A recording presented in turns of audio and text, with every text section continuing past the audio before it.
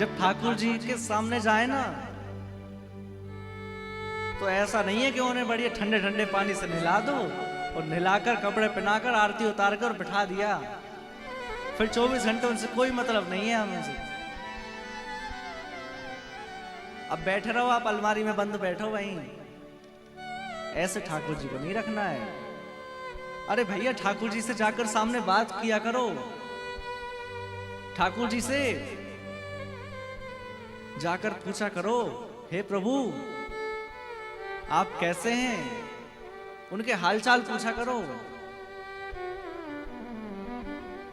एक बात सोचो आप, कोई व्यक्ति आपसे बार बार आकर शिकायतें करे, मान लो आपका पड़ोसी हो, बार बार शिकायत करे, दिन में 4 बार शिकायत करे,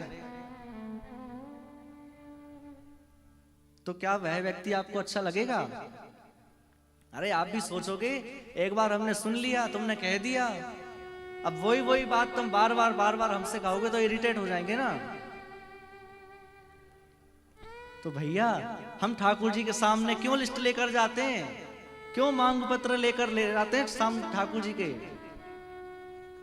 ठाकुर जी से ये क्यों नहीं पूछते कि आप कैसे हैं, आपने ठीक से भोजन पाया कि नहीं, आपने ठीक से भोजन पाया? ऐसा तो नहीं रात में आपकी नींद पूरी ना हुई हो सही से, आप जाके उनसे बात करते हैं। केवल ठाकुर जी को ठाकुर जी मानने से काम नहीं चलेगा, जब तक हम ठाकुर जी को अपना परिजन नहीं मानेंगे, अपना स्वजन नहीं मानेंगे ना, तब तक ठाकुर जी भगवान बने बस बैठे रहेंगे। हमारे गोवर्धन में अष्टयाम सेवा होती है श्रीनाथ जी की, तो वहां एक बाबा रहते थे, बड़े भाव से सेवा करते थे, अपने ठाकुर जी को लाला मानते थे, बालक मानते थे। अब ऐसे ही कड़ाके की ठंड पड़ रही थी और अष्टयाम सेवा में ऐसा नियम रहता है कि जब भी ठाकुर जी के पास जाएं तो पूरे स्वच्छ वस्त्र पहनकर, नहा धोकर, पवित्रता से जाएं। अब जैसे ही रात हो, बाबा थोड़ा ओढ़कर सोने के लिए तैयार हों, ठाकुर जी के मंदिर से आवाज आए, बाबा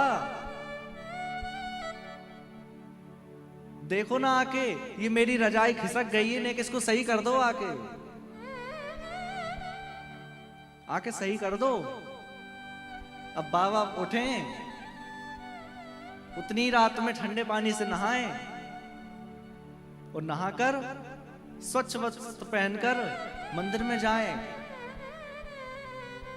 ओढ़ने का वस्त्र सही करके लाला को सुला के फिर वापस आए। थोड़ी देर बाद फिर आवाज आए, बाबा देखो ना ये रजाई फिर से खसक गई है, इसको सही कर दो आके। बाबा फिर गए, फिर सही करी। तीसरी बार भी यही हुआ, जैसे ही बाबा आकर लेटे,